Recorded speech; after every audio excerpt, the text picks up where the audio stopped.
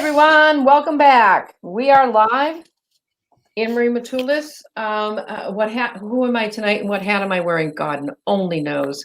For tonight, I think it's because I'm the CEO and founder of Voice at the Table.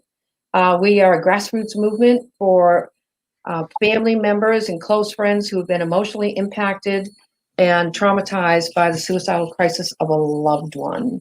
And this is our 8-part series. And Eric, step up and tell us who you are. Thanks, Annemarie. Appreciate you having us. My name is Eric Kussin. I'm the founder of an organization called the #SameHere Global Mental Health Movement. I was not in mental health at all as of 5 years ago. I was in professional sports, working for the NBA league offices and then a number of NBA teams and then some NHL teams, and had a mental health crisis myself about 6 months into my tenure with my most recent position with the Florida Panthers. It led me on a course of being treated, let's just say, as I think Western medicine's guinea pig, but maybe that's an unfair way to describe it.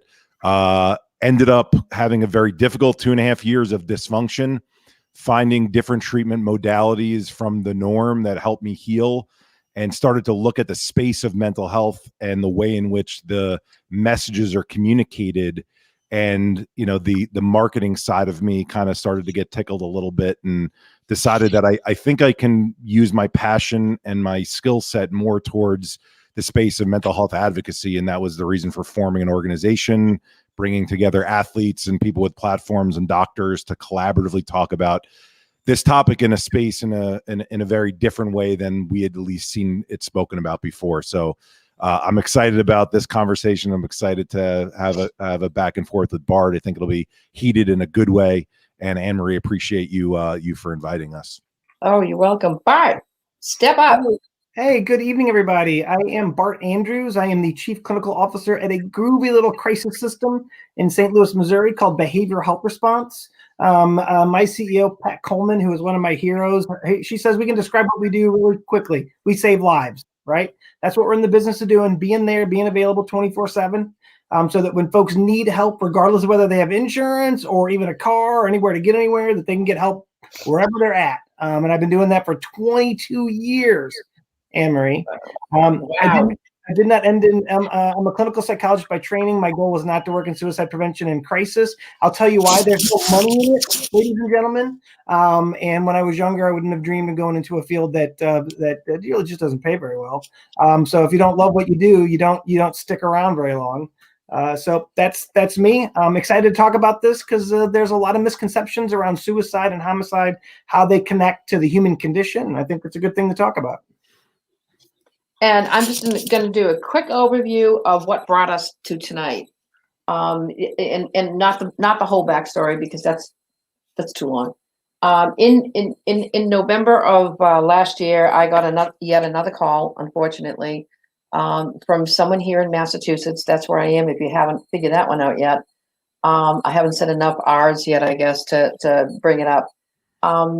And I got a call because unfortunately one of our communities in central Massachusetts had experienced a murder-suicide. They didn't know what to do. The entire community was just rocked over this. And so they asked me for some information and some resources and said, there's only one that I know of that I can talk to, and that is Stephanie Willard. And so I thought it would be helpful if we brought in a webinar from Stephanie to talk about her story, which is very tragic, and then what she has done as someone who found no resources and was marginalized even in the conversation within suicide prevention. And I thought, well, staff, would you be willing to come in? Massachusetts Department of Public Health was very nice to put the bill. And so she came in to do that webinar, and she wasn't even halfway through. And I said, you know what? It's time that we take this out of the shadows. We can't keep it here. We just can't keep it here. And so I asked her, I reached out to her as soon as we finished the webinar and said, what do you think about doing a series on murder-suicide? And she paused for a split second and she said, I'm game. What do we need to do? And so that's my text Yay, isn't that great? Did not turn the volume down. And that's going to beep again until I shut it off. And so what I did is I reached out to people that I knew were experts in the field. I didn't know what they'd think about it. We're not best friends. Well, we are, some of us, but so I reached out to Dr. Thomas Joyner and said, would you be willing to do it? And he didn't even breathe. He said, yes. And Stephanie was already in there. So there's the psychology of murder suicide, or the perversion of virtue is his book. And then Stephanie was going to be, we start with that and come into Stephanie as a survivor of a murder suicide. And then before Stephanie, I thought we needed to break it up with some trauma response information. And so I brought in my good friend, who I see is in the chat right now, Dr. Kathleen Carter Martinez, and Dr. Casey specializes in trauma. She's certified up the years about it, and comes from a wonderful perspective, though. She brings in her Native American background into her language in her workshops. And so the next step was I happened to stumble on a blog that Eric had posted. And I went, oh, Eric's speaking up and speaking out. And I reached out to him and I said, Eric, would you come on board? And he, of course, said yes. And then I thought, well, now who do I balance Eric with? Now, I'm not sure balance is going to be the right word by the time. And I immediately thought of Bart, because Bart had been gracious enough to come on to what, again, was a groundbreaking live stream where we talked about effective storytelling and safe messaging is effective storytelling, and methodology, and the tag on it was, it's complicated. It's not a black and white situation. It's very complicated. And one of the things I have to tell you, Eric, that I love so much about Bart is, the Tom Cruise movie, Show Me the Money? Yeah, for sure. Yeah. Well, usually after all things happen, Bart will just sit there very quietly and say, show me the science behind why we say this or why we do that. And I love that, because he challenges in a really good way that we need to rethink and go outside the box maybe sometimes. And Bart, with that said, I'm turning it over to you. Go. Yeah. Thank you. So you're right, Annemarie. One of the things that we've got a real problem with is the buzzword the kids are using these days is SciComm, science communication. And so one of the things that you see, you'll see a news story. Study says, right? Research says. 13 reasons why research shows it led to an increase in suicides. Well, here's what's funny about that, Annemarie. Which study? The study that showed that it didn't? The study that showed that it was young women? The different study that showed that it was men?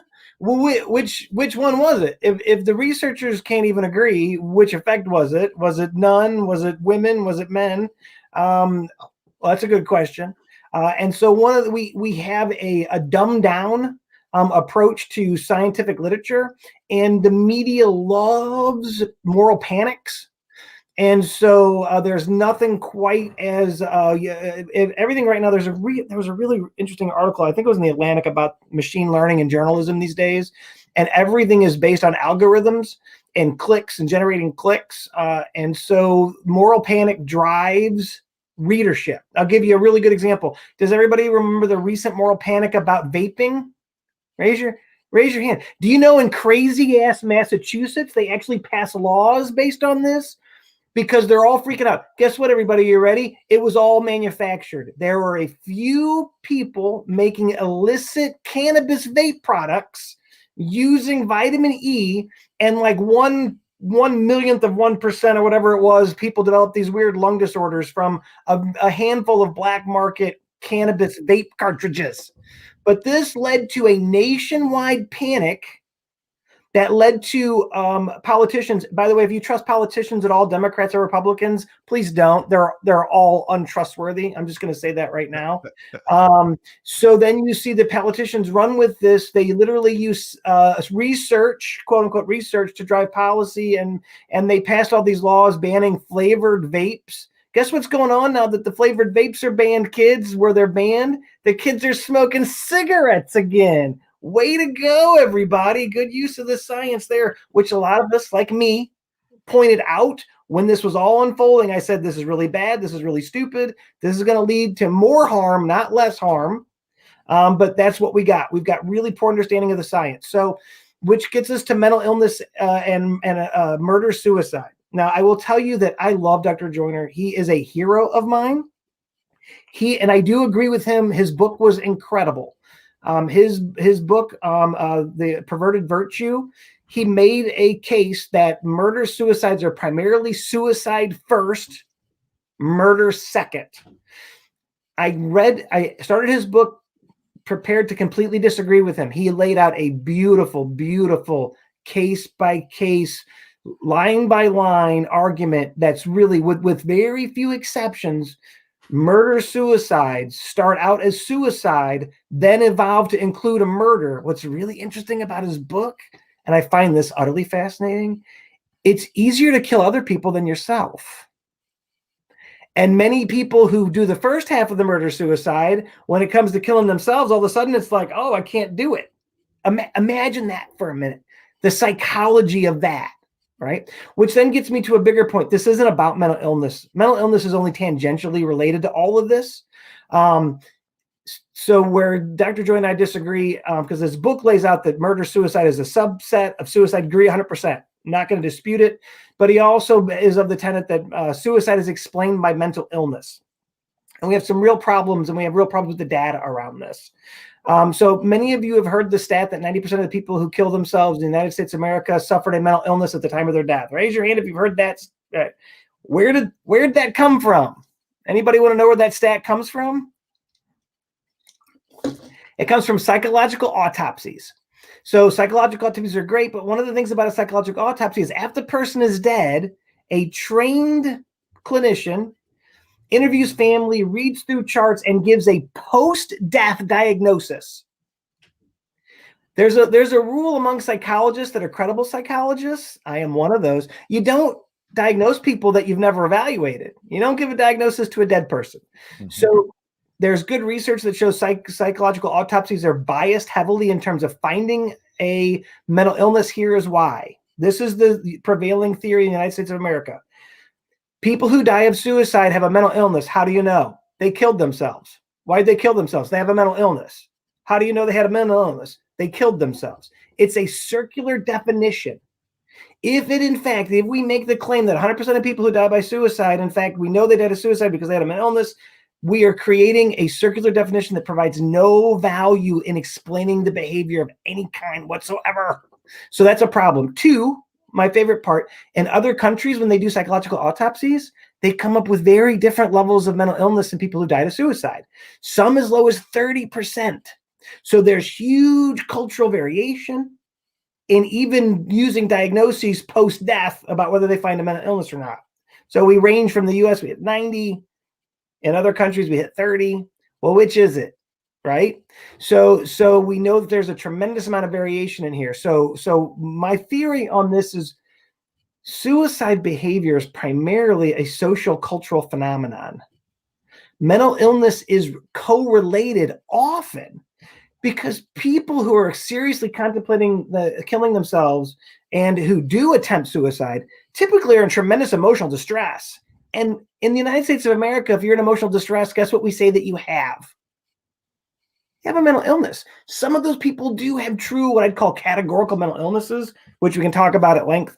But actually very few would meet that definition. And when we look at murder, suicide, and mass shootings in the United States of America, we're number one in the world at this, right? Nobody comes even close. Other countries have similar levels of mental illness. If mental illness explains murder-suicide, we would expect that variation in murder-suicide be very closely connected to the rate of mental illness in the countries. We don't got that.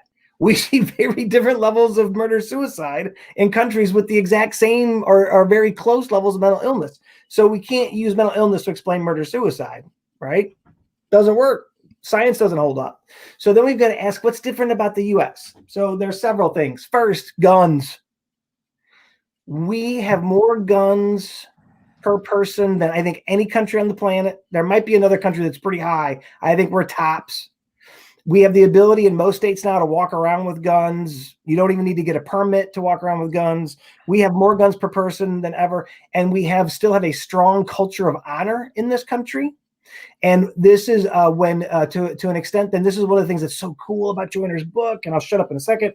He really does a great case of laying down the role of virtues. These cultural belief systems are always involved in these murder-suicides. He calls it a perversion of them. That's fine. We can call that if you want it to, but it doesn't change the fact that there are these underlining cultural value systems that drive. The case that Eric sent me today, a man who's in the midst of losing his relationship, losing his manhood. It is either there's a couple of different virtues that could be had. Either my manhood is threatened, my honor is threatened, or it could be I don't know if you notice this about Americans, we're very vengeful.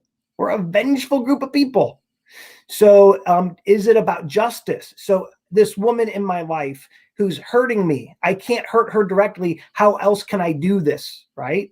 So it's a virtue system. It's a value system that drives us. And there are other countries we don't see the same level of male perpetrated acts of violence and then suicide because the culture is different. So that's my little spiel. And then I'll turn it over to Eric.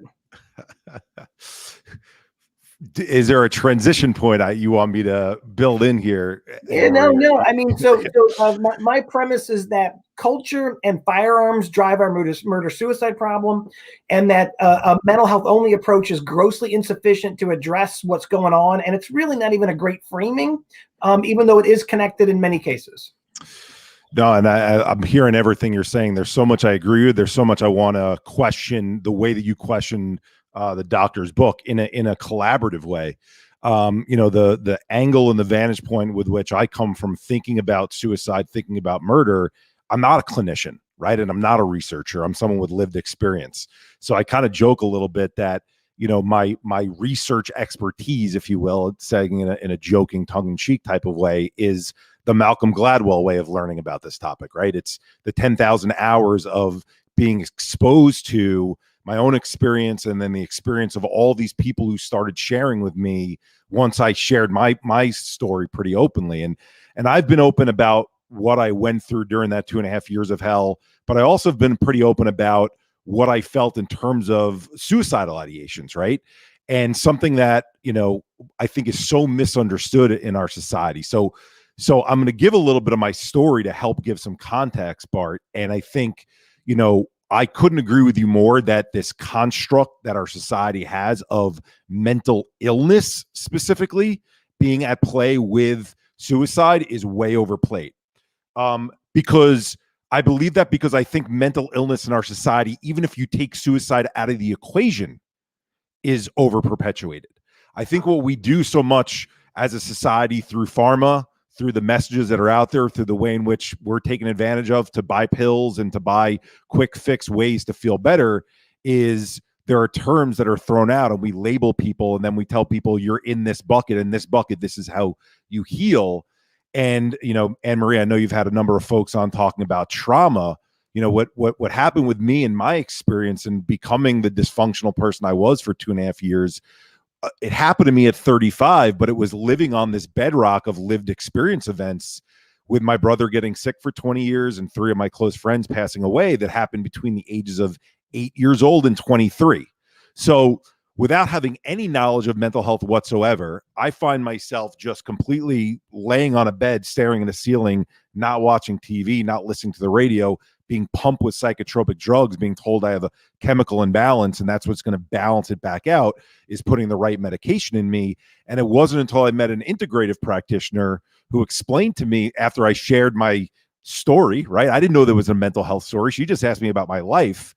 And her reaction was, Eric, you're sitting on this bedrock of trauma that you've lived through, right? And so why do I share that background? So I'm 2.5 years into this experience before I ended up going to a psych ward, a place that most people aren't comfortable talking about that they've been to. But I think we need to talk about these things. And what I've learned is I have zero shame about sharing the story, because hopefully when people hear the background of how these things came out, they'll not be like, well, that's Eric, who was a sad guy who wanted to do something, right? You'll hear that there's reason and science behind this. Back to Bart's point, at least science as I understand it, and science as the doctors that I work with understand it, is for 2.5 years, nothing bad situationally had happened in my life. No one had passed away, didn't have any bad breakups, didn't lose a family pet that I was in love with.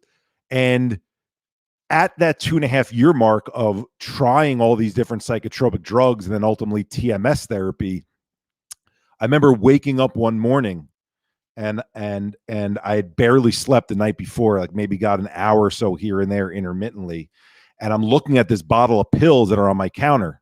And the only thought going through my head as I'm looking at this bottle is, swallow that bottle, swallow that bottle, swallow that bottle. I kind of, to people who haven't experienced this before, I explained it almost like if you remember the movie Naked Gun, where Reggie Jackson's in the outfield and he's got that honing device on his neck.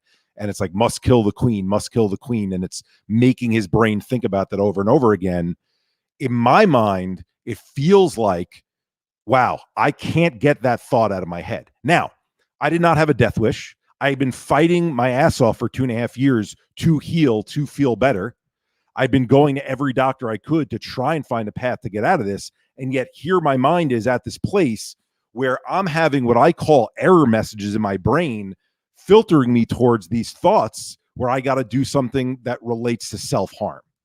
And it was because of those thoughts that I was open and wanted and asked to go to a psych ward, to go to a hospital, because I couldn't control my actions, almost like this magnetic pull towards what the activities were that my brain was telling me to do. And I think that's an important point of distinction. I'm not going to say that every suicide is that way. To Bart's point, are there people from a vengeful perspective and things like that who, from a plotting standpoint, have a reason for why either following through with the act of suicide or following through with the act of murder is a decision on their part? For sure. I can only go based on what has happened in my head. And then when I have conversations with everyday people and we say things like, have you ever, and I don't mean to trigger anyone, but I'm going to bring up some scenarios that I think are going to be common to a lot of people. Have you ever driven over a bridge and your mind goes to, what happens if I turn my car a little bit to the right and my car flies over the side of that bridge? Or I'm in the middle left lane driving and I think, what happens if I turn my car a little bit to the left and I collide with the car that's coming in front of me? Or you're on the top of a building and your mind goes, what happens if I step a little bit off to the side where the building is? I'm going to be a little bit close to falling over. No, I don't really want to be there. And we kind of go the other way. You know, one other scenario, I walk by a sharp knife in the kitchen and my mind goes to, what would happen with that knife if I picked it up? Might I hurt myself? Might I not? Right. And I think for most of us, we relate to those feelings and those thoughts in our mind because they pass through and they happen for what I call 1/16 of 1 second. And they don't stay there. But the very scary thing is when that thought or those types of thoughts get stuck as that error message on repeat, almost like you have the needle on the record playing over and over again, and you can't get that out of your head, and you don't know what to do about that. Now, for people who think of this as a theory, what I'm sharing, it absolutely is a theory. I don't have any science behind this. This is totally based on lived experiences and having conversations. But here's what I would question people is, if suicide doesn't happen in this way that I'm describing, where I believe now that I'm kind of packaging that all together, that to Bart's point, from a societal perspective, the things that we live through, the challenges that we face, some of the cultural ideas that are impressed upon us, those things accumulate in time in our system. Liken it to, if plaque can build in our arteries from a physical health perspective, why can't it then be understood that stress and trauma build cumulatively in our system from a mental health perspective? And so when it gets to a certain point and we're wired for things like survival and thriving, that our brains can go and our paths can go down a different path where it's now, instead of thriving and surviving, it's actually these error messages that I was receiving, right? And so in feeling that way about suicide, you know, the thought is, why are we in many cases shaming some people who feel that way? In many cases, why are we saying to people, you know, we're getting away from using the term committed, which is a nice movement away because that obviously puts the blame in people. But if you think about it from a biological processes perspective, now I'm going to take suicide out of it for a second. If stress and trauma impact our vagal tone, If stress and trauma impact the inflammation in our cells, if stress and trauma impact the way that our hormones are released in our body, if stress and trauma impact the way that we breathe and our function of our lungs, all of these biological processes changing, the system then changing to the point where our thoughts change as a result of it. If my computer can have an error because I'm not treating it properly, and my gas tank can have an error, those are both systems. Why can't my central nervous system have errors? Right. And so when I think about it in that way, what it makes me, this is where there's zero shame in my game about it, and I have no problem openly talking about it, is I wasn't someone who was sitting there for 2.5 years like, I don't want to be here anymore. How do I end it? How do I end it? How do I end it? This stuff accumulated inside of me. It got to the point where my thoughts changed, and now I didn't know what to do with them, and I couldn't control myself anymore. And my thought is the same way we have stop, drop, and roll for for fire prevention in schools, where 99.8% of people are never going to catch on fire, yet we teach them fire safety so that if they do, here's what you do. Well, Bart can probably come up with a much better number than me for what they say the percentage of people who have suicidal thoughts. And obviously that lives across a continuum in and of itself. But I can bet you that the number of people, the percentage of people who have suicidal thoughts is higher than the percentage of people who catch on fire. I would put my life on that. Okay. So if the percentage of people who have suicidal thoughts is higher, then the question becomes, why aren't we having these conversations with kids in school beforehand so they understand what to expect when we have these thoughts, so their anxiety level isn't to such a certain height that when they're having the ideations, the anxiety mixed with the ideations gets them to the point where the ideations are even stronger. We haven't even touched into the media portion of it and stories and stuff like that, but I at least want to start with that, Bart, is because, again, I'm not taking away that there's people who make the decision. I think that we're human beings. So of course human beings are going to make decisions, but I guess I'm advocating for those of us, and we don't know what percentage of it is, where it's a system overload, and that feeling of, I don't know what the hell to do right now, I can't believe my brain is giving me these messages, takes over. I don't call that mental illness, by the way. I don't put that in a cat. Sorry, Bart. Yeah. You're on Bart, mute. I think you might be on mute, Bart. I didn't. Most profound words ever spoken, never heard. No, that's okay. I have more words. Thank you, Eric. That was really helpful. So there's some really interesting things. I'll share as a suicide attempt survivor, I can tell you that when my version of how I ended up trying to kill myself in that jail cell 23 years ago, the story's changed quite a few times. It continues to evolve as I progress down my pathway. So there's some really interesting things that we can talk about that I think are really important. Lived experience is incredibly vital. Qualitative aspects of the suicide experience are incredibly vital. One of the best pieces of research about this is by Dr. Milner in Knox Lab. And it's called Pathways of Suicide. They did a beautiful analysis and interviewed all these people post-suicide attempt that really kind of dispels this notion of the really impulsive suicide attempt, but I'm not going to go down that road yet. But there are some interesting things to unpack. The first thing is that what we know from a scientific standpoint right now, and this is really hard for people to get their mind around, you're not really in control of your behavior in the way you think you are. Right? The idea that you're making all of these discrete choices and that you have control over everything you do in your behavior. I'm actually reading a great book right now that's just amazing. The Lucifer Effect by Philip Zimbardo. He's the Stanford prison experiment psychologist, right? That really gets at this whole concept. The idea that a huge chunk of our behavior seems like a choice, but it's environmentally driven, right? The environment that you're in plays a large role in the behaviors you engage in. So there's a bunch of research about this. If you check out Thinking Fast and Thinking Slow by Kahneman, right? And so the idea that we really are making these conscious decisions about our behavior, it turns out not so much really. We're responding to a large extent by the environment around us, and the more cut off we are from reinforcement, that cultural underpinning of how we respond can get really unhinged, right?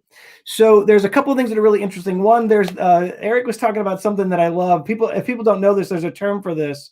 I want to use the French term, l'appel du vide, called the call of the void.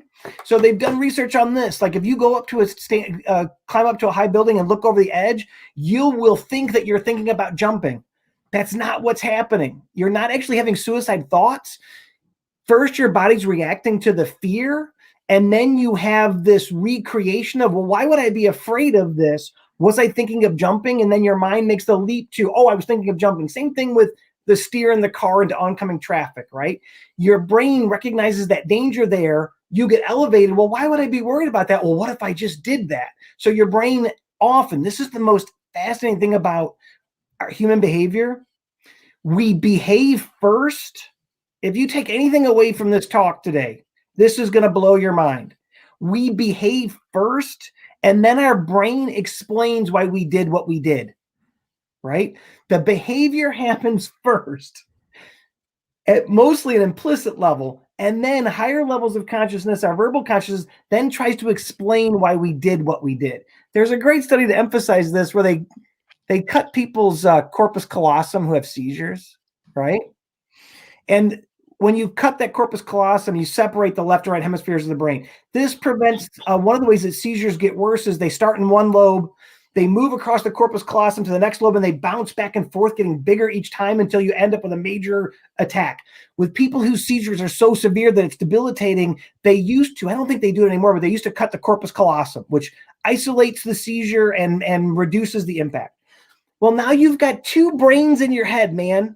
Two brains. Your left and right lobe are no longer connected. So they do these cute tricks. And I love this research. It's kind of evil, but it's kind of fun. So they show images to one side of the brain or the other, right? They have a way that I'm going to get this image, and then they have that side of the brain draw it. So an example of this is they'll get the left side of the brain to draw a banana. Hey, we're showing you banana. Left side, draw a banana. Left side draws a banana. The left side knows it drew the banana because it saw the banana and it was asked to do this thing. Now they direct, and this is all inside one person. Imagine this. Now they go and they direct a question to the right side of the brain and they say, why the hell did you draw the banana?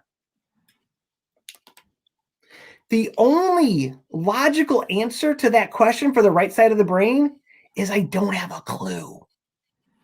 Because the right side really has no idea why the banana's there and why they drew it, right? But that's not what the right side of the brain does. The right side creates these incredibly rich stories about why it decided to draw a banana. That's lived experience right there. Our brains are constantly trying to make sense of things that we do, and we don't always understand the nature of why we're doing those things. So that gets me to, have you heard of Baumeister, Eric? Mm-hmm. So escape from self, this whole idea that the self is divided in a suicide person, right?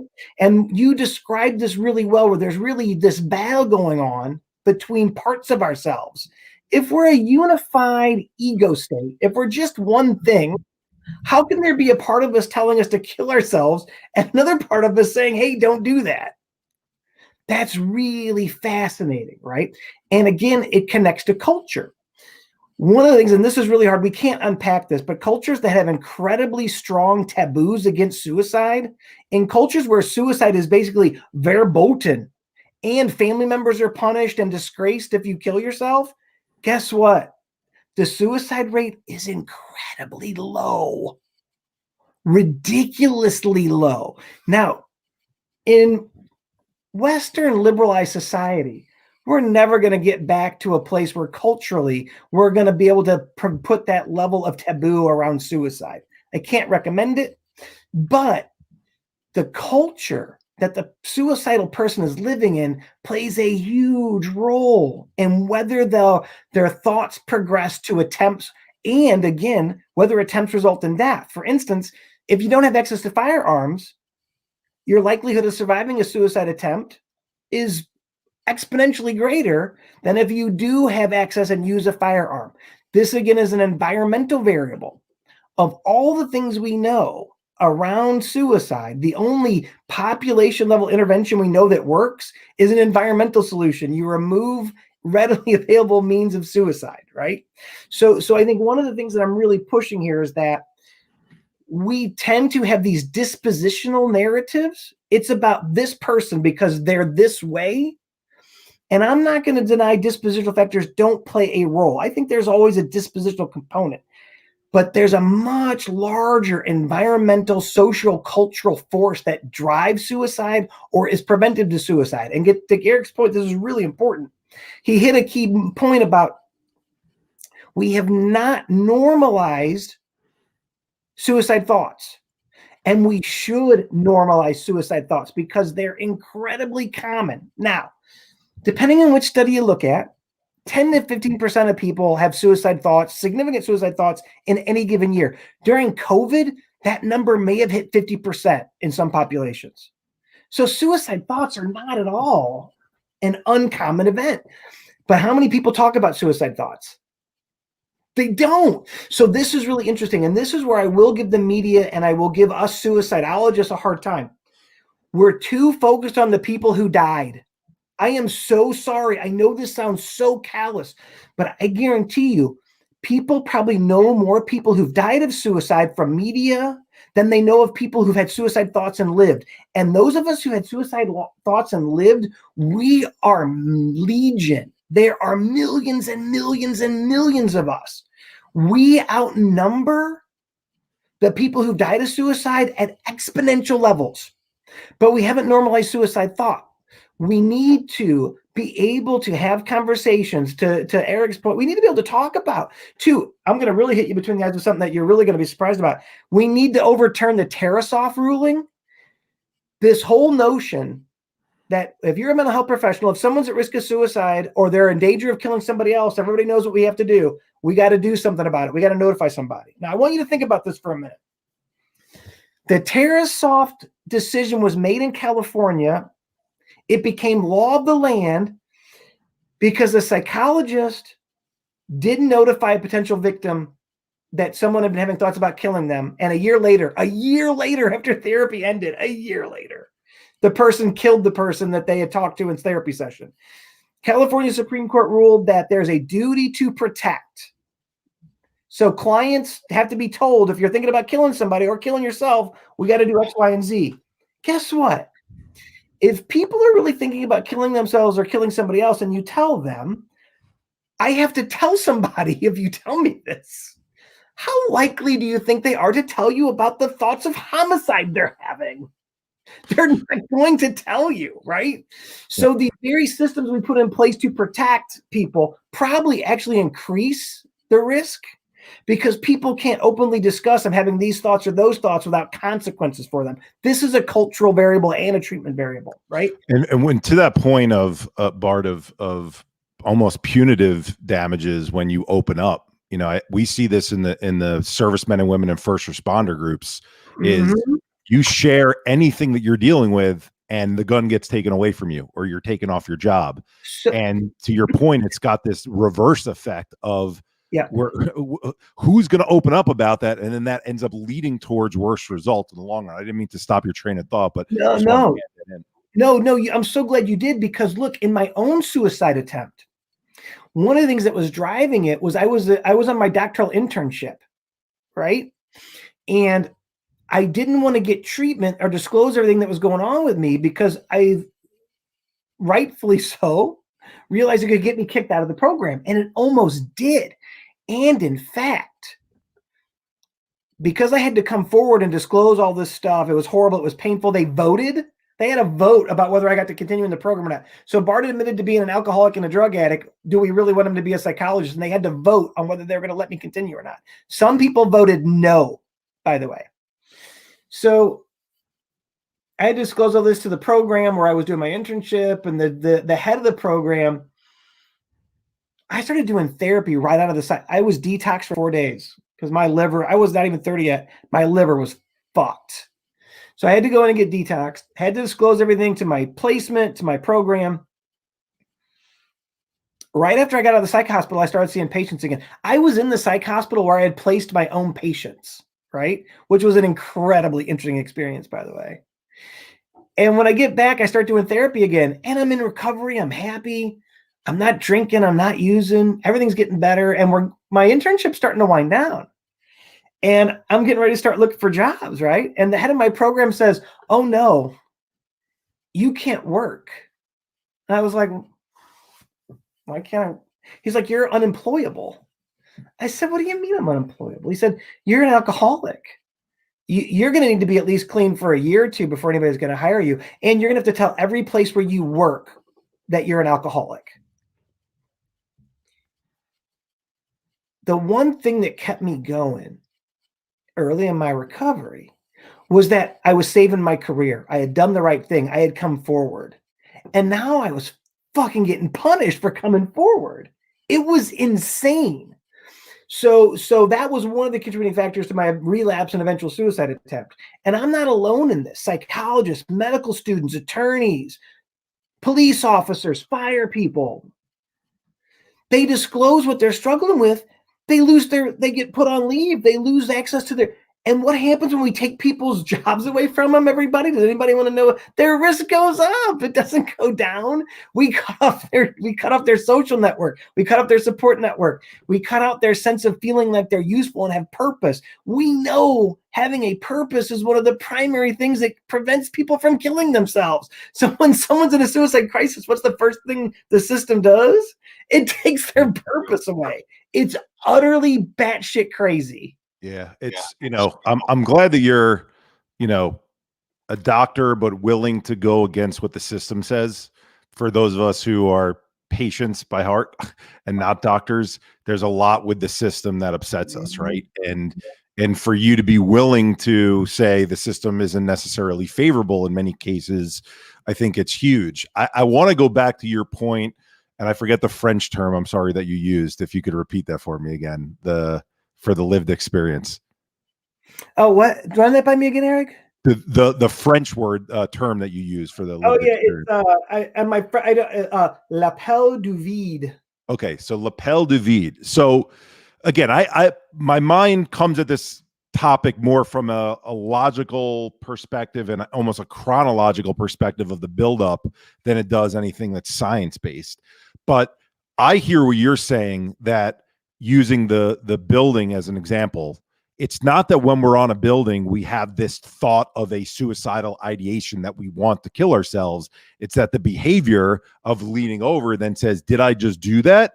And wow, might that be something that was in my head, right? Now let's take suicide conversation out of it for a second.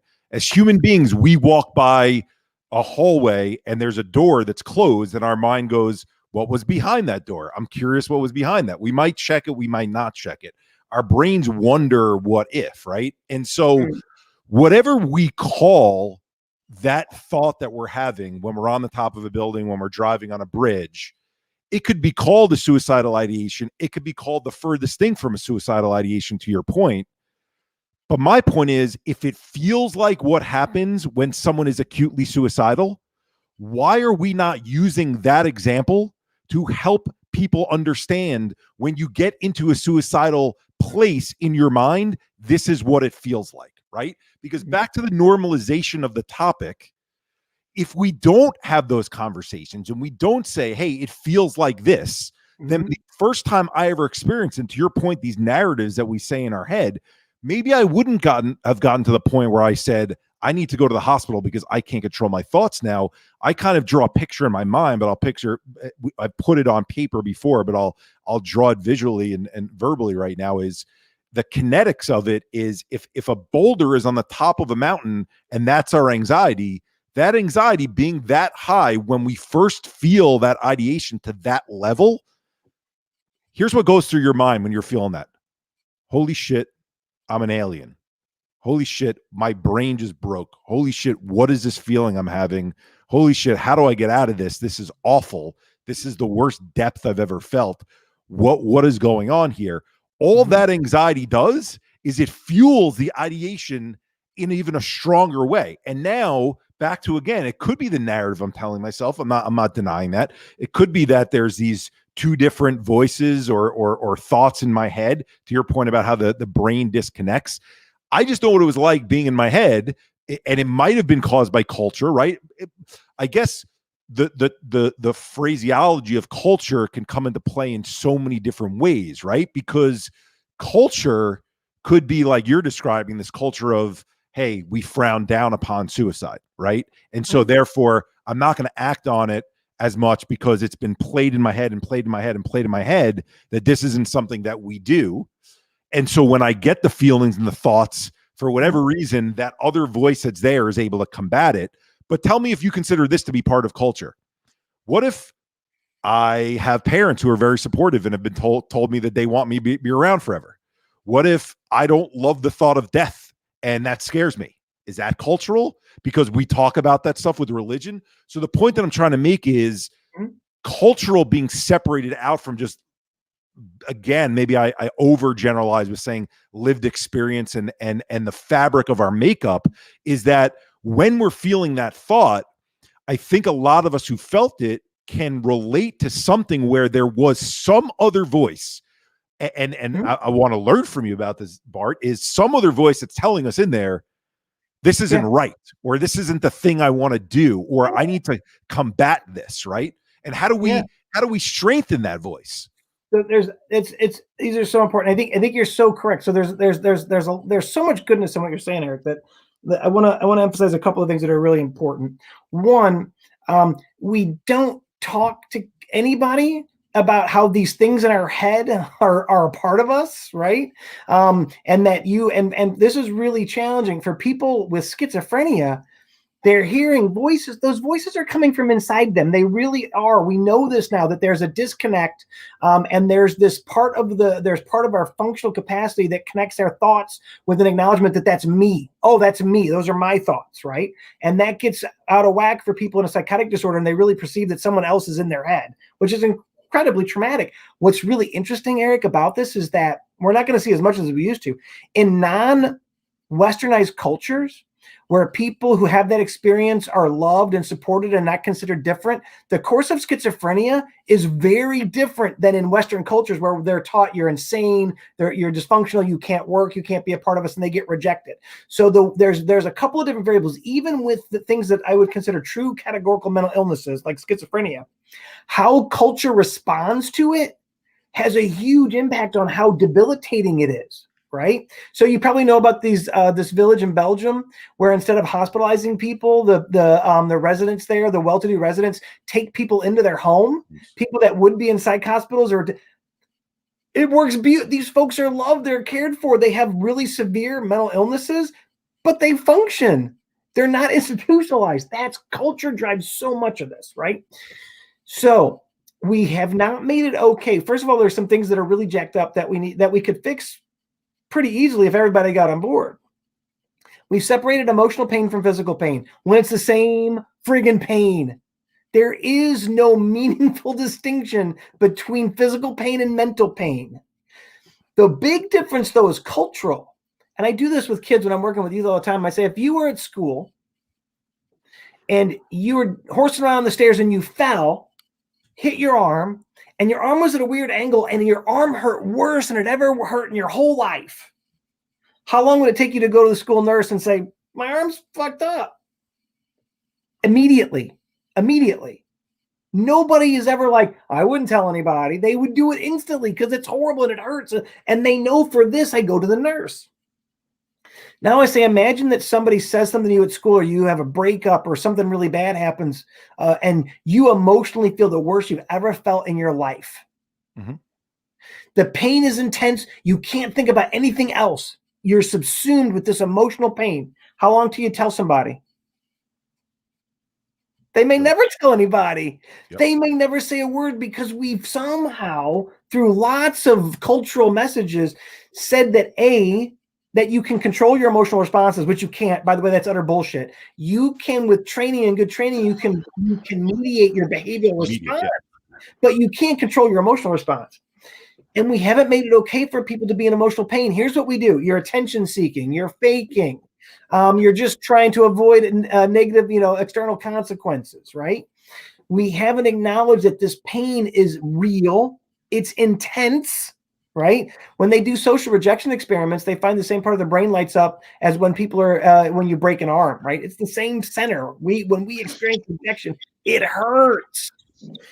Two, and this is really important. So we keep telling people, reach out when you're having suicide thoughts, reach out when you're in pain. And I'm so sick of it, Eric, because there's another message, which is when someone reaches out to you, don't be a dick. Know what to do when someone reaches out to you. Know how to support them. Know how to connect them with care, right? We put all the burden on the person with the pain and none of the burden on the people that they reach out to. And you said this early on, often people, when they disclose this stuff, they get shit on. They get weird responses. They get avoided. They get shut down, which is dangerous. It's incredibly dangerous. This is cultural, by the way. One of the things that's really interesting, and I was in the drug culture, lived and breathed the drug culture till I was 30. One of the things that was great about the drug culture is there was this open honesty about your emotional state. You could say, man, I really need to get high. I really need to get a fix, right? Everybody knew what that meant. There was this solidarity around, hey, we're going to take care of it. We're going to help each other do this, right? We don't have that outside of that community, right? There's some things about being in the drug culture that are benefits compared to the quote unquote normies, because there's a normalized sense of self and being in pain, and we haven't done that culturally. So that's when I talk about culture, that's huge for me. We need to normalize that emotional pain is real. Suicide thoughts are real and normal. And in fact, the best thing we can do to prevent suicide behavior is love people, support them, let them be able to talk about their suicide thoughts and their emotional pain without consequence, without locking them up against their will. That's all cultural stuff, right? So there's these huge cultural barriers that drive all this stuff.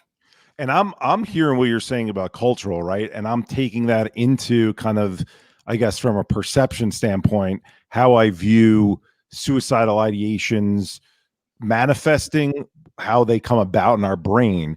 And so using the way that you're describing it, let's take the teen in, Albuquerque, New Mexico, and let's compare it to the teen who's living in Sweden, right? Two very different cultures. Okay. And so I don't think it could be argued that the cultural relationship to suicide is going to be different in two different areas of the world, right? I mean, you're growing up, you're around different people. The way the media talks about it is different, which we're going to get into. Yeah. The way, so let's take as a given that culture is different, right? The other part of the equation, because I'm agreeing with you that I think culture drives it, right? I guess where my mind goes to the yes and is what is happening to us. What is physically happening to our body? What is the change that's taking place because the culture is different that then is leading to the outcomes of the suicide? Yeah.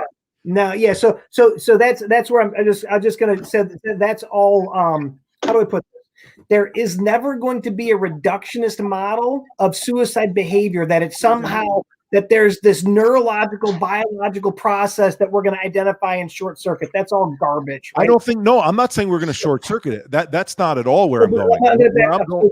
Yeah, but this idea that it's this independent, categorically discrete thing that's going on that has a functional nature, right? So in fact, that's not true. We're not. It's a so one of the things that we've learned about suicide is that it's an emergent phenomenon, and so. The difference between emergent phenomenon and a reductionist phenomenon is the difference between suicide and lung cancer. With lung cancer, I can literally go in and the type of lung cancer caused by smoking, right?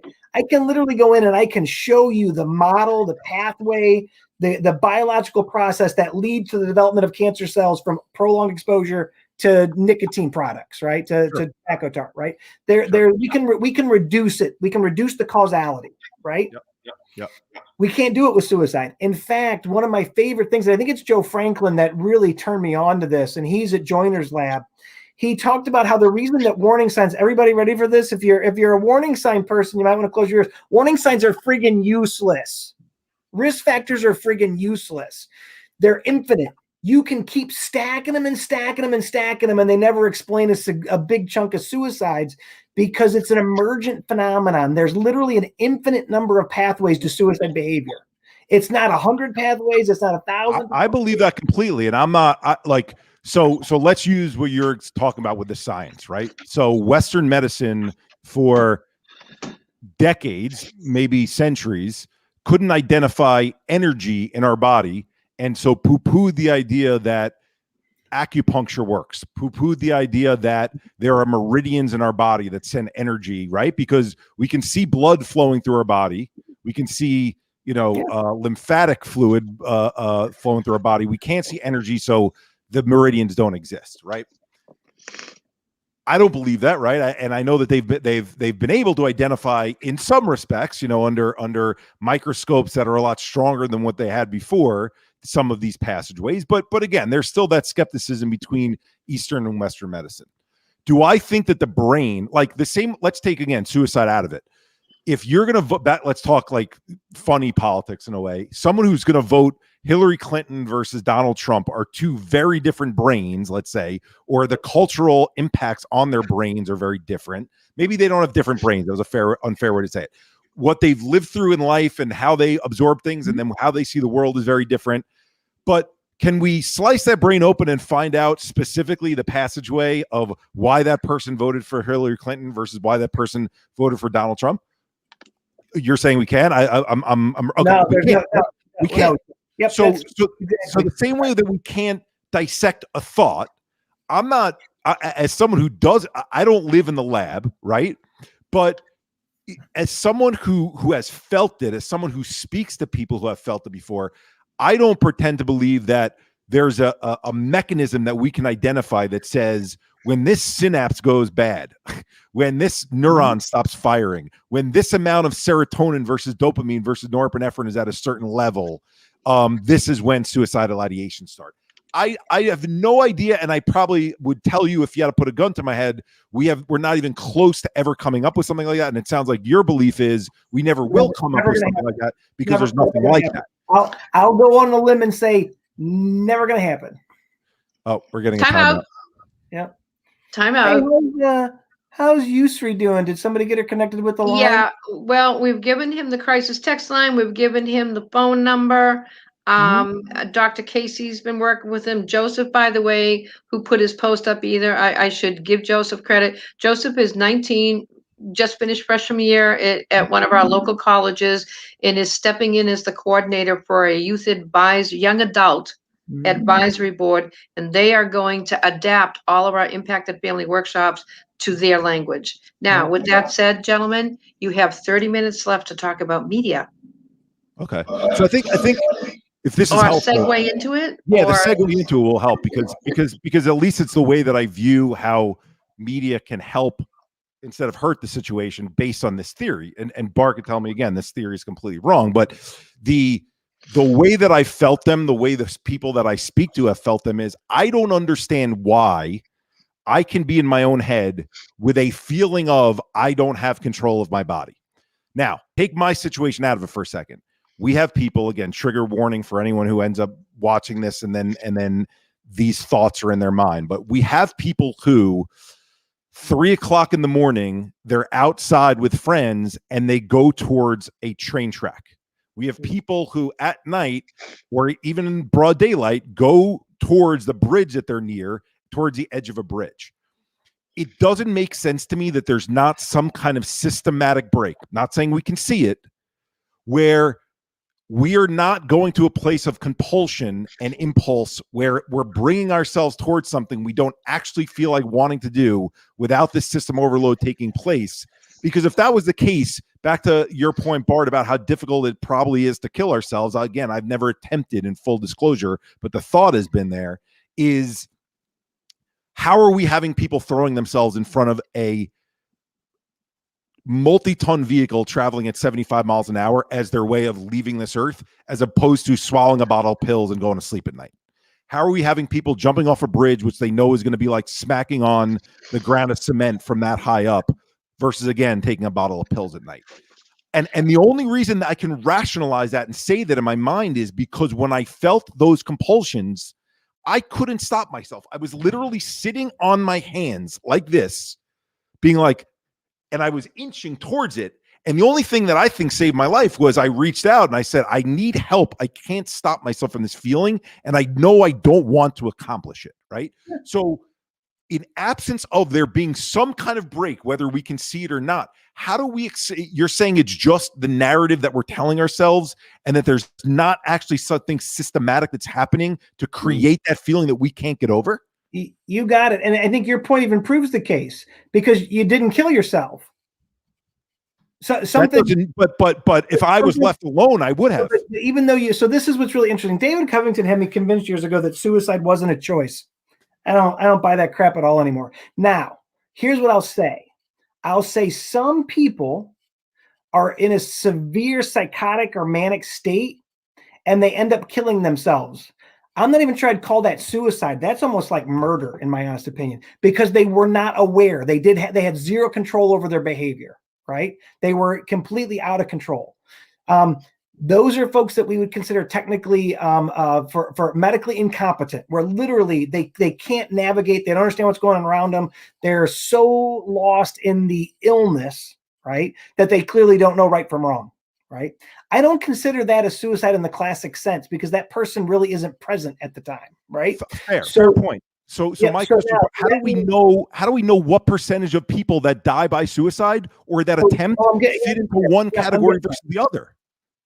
Yeah, so we do have a good sense of this. Very, very, very, very, very few suicides are like the ones I just described, where the person is severely psychotic, severely in a manic state, and they kill themselves when they're not at all connected to reality in any way. That's a really, really, really, really tiny percentage of suicides, right? I wouldn't even classify them as suicides.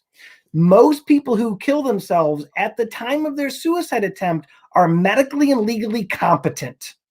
They are absolutely aware of who they are, where they are, what day it is, what's going on around them.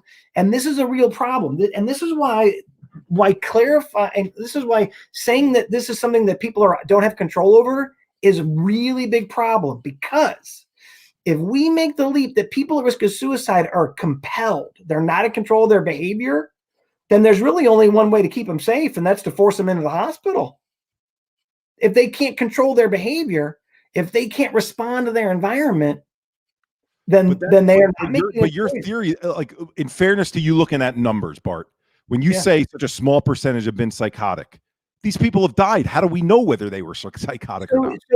So by and large, there's very few psychosis and symptoms of psychosis it's very unusual for those symptoms not to be readily apparent to the social network around that person. Right. So if let's take that as a given, what you're describing. The situation I was in, I don't know how I would describe it other than there was a piece of me that felt completely out of control. And then there was a piece of me saying to that piece that felt completely out of control, what the hell are you doing? You don't want whatever your brain is telling you to do right now. And the reason I bring that up, Art, is if it was unique to me over these 3 years, I'd be like, that's a pretty unique situation. I hear this so often because I'm open about my own situation. That's what I felt. But Eric, your own story shows that you were competent. You clearly knew right from wrong. I knew right, but I couldn't control right from wrong, Bart. That's what I needed to get help in order to feel better. But Eric, you did. I did because I was able to get someone who brought me to a place. How did you? But you had to engage in a behavior to get somebody to help you. That doesn't mean if I wasn't by myself, like going back to the people who are near a train track, who are by a bridge, like the impulse message, thank God mine was swallow that bottle of pills, is a lot less volatile than being near a train or being near a bridge. You do realize that your proposition here is that people at risk of suicide aren't control of their behavior. And as soon as we know they're suicide, we need to lock them up. I'm not saying that at all. No, that's the implication. That is in fact the implication of your proposition. You're saying that people can't make choices, that choices are out of their control. If that's the case, then we got to make the choice for them. I disagree with that. I think your own story disproves that. But Bart, how does my story disprove that? I'm not. Hopefully, this doesn't come the wrong way. Because you made a choice to get help. But where did they bring me? What difference does it make? You made a choice to get help. And where did they bring me? The same place where you're saying we don't need to bring people. Well, that's because the system's jacked. There's much. Where else would they bring me, Bart, if not that? And I'm not saying there's not a better place. I probably agree with you there. You're talking about the treatment system and the flaws in the treatment system, not the underlying cause of the thoughts or the help. But what I guess the dividing line is whether I'm brought to Cornell Med here in the city, right, which Mhm. is a treatment facility center, or I'm brought to a house that's built for people to feel more comfortable, and that's a better way to deal with them when Mhm. they're collectively having suicidal thoughts, so that you don't feel alone and it's a better way of care. Mhm. At the end of the day, leaving that person by themselves to deal with themselves, to me, sounds scary, because I've been in that situation where I felt that scariness and I felt like I was going to be chugging that bottle unless I had someone help me. Everybody's got different needs in that moment. So a good system with really good continuity of care first would get you to somebody that's absolutely skilled in assessing and diagnosing, and that person would connect with you and say, hey, we've got some decisions to make here, Eric. You're telling me you're having these thoughts. You're telling me these thoughts are really strong and you've never attempted behavior before. You're telling me you got reasons to live. So now how do we go about keeping you safe, right? Yeah. Can we keep you safe if we connect you with family and they stay with you? Do we need to get you into a setting where it's 24/7 where somebody's with you but not in a locked facility? Or are you so out of control that we need to get you someplace that you need to stay where you can't get out on your own for a bit? 100% in agreement right there. I Yeah. just want there to be an acknowledgement that there's some of us who felt, and again, only because, and Annemarie, I know you want us to really go into the media portion, so sorry, and I think this will feed into the media portion, Annemarie, is some of us who's felt, and Bart, please open up more about, if you're comfortable, your own experience that you were describing before, is Mhm. to feel in the moment like you have lost control is one of the scariest friggin' things in the world. And even if that is, made up in our head because our fear is fueling more of those feelings that we don't Mhm. have control, I never want to have that ever again. It's literally the worst thing that's ever happened, right? And so, to your point, I would have much rather have been able to call someone who could sit me down and be like, Eric, I'm in a room with you right now, Mhm. rationalizing with me. I don't know if it would have taken away the thought. I hope so, right? And I'm listening to you. It sounds like there's a good chance it could have. Instead of putting me in a facility and being like, let's watch this guy for the next 48 hours and make sure he doesn't do anything to himself, and I'm laying on a friggin' metal bed, and it's not very comfortable and around other people that I've never seen before, it's needed, right? So I'm completely in agreement with you there. System wise, we need to change. All I'm asking is to open up the possibility that some of us who get to this place, whatever that ideation is, Mhm. that choice doesn't feel like it's available to us at that point, unless we can have someone talk to us in a rational way that holds our hand back. You got it. We're in complete agreement here. And in fact, what you're describing is cultured environment, right? There's a great book, Lieberman. It's called The Story of the Human Body. He is an evolutionary physiologist, and he's done this amazing work that shows the primary killers of human beings are because our environment is mismatched to the way our bodies are designed, right? I'll give you a good example. Type 2 diabetes, 100% environmentally acquired disease. It's all about sugar and sedentary lifestyles. You get rid of a high sugar diet and get rid of a sedentary lifestyle. People in foraging communities don't get type 2 diabetes, right? It's a culturally acquired condition, right? Our culture is not well matched for our psychological needs, which really gets to your point, right? We don't have systems in place to meet that. When someone is feeling so out of control, right? What sort of social supports and systems do we have to support that person that doesn't include carting them off and locking them up against their will, right? It's Yep. really seriously jacked up, right? So from that standpoint, and there was a great article about we need to change the way we're doing suicide assessment. And I think they stole my idea. They heard me say this somewhere, Annemarie. I can't prove it, but I think they're plagiarizing. And they did this beautiful piece of work that we need to be focused on assessing needs, not risk level. What does the person need? In your case, your story, you were feeling unsafe. The thoughts were really strong. You needed to be surrounded by people that were warm, supportive, caring, that could look out for you.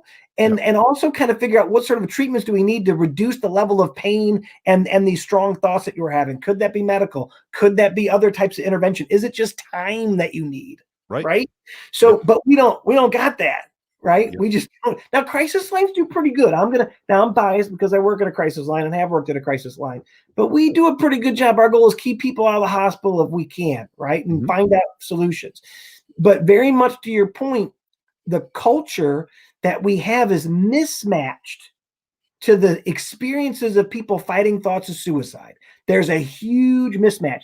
In fact, many of the messages that we put out make us a suicidogenic culture. I'll give you examples.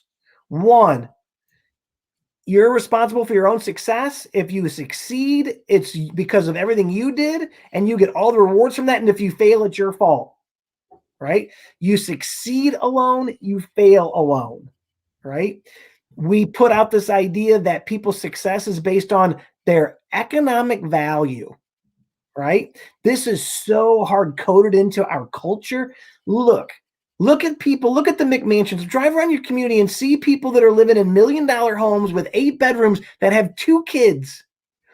There is no need.